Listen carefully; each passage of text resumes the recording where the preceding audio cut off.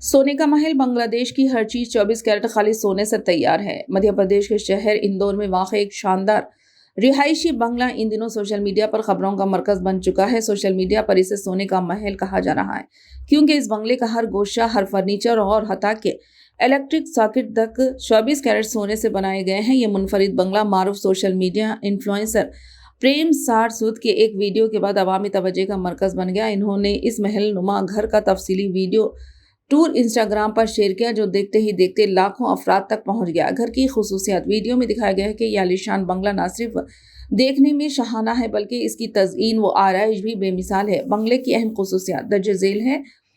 10 शानदार बेडरूम्स, मुकम्मल अंदरूनी सजावट, 24 कैरेट सोने की तह से आरास्ता फर्नीचर, सीढ़ियां, दीवारें और हता के स्विच बोर्ड भी सोने से मज़ीन। मालिक की ज़ाती कलेक्शन में एक नायाब 1936 मॉडल की विंटेज मर्सिडीज कार।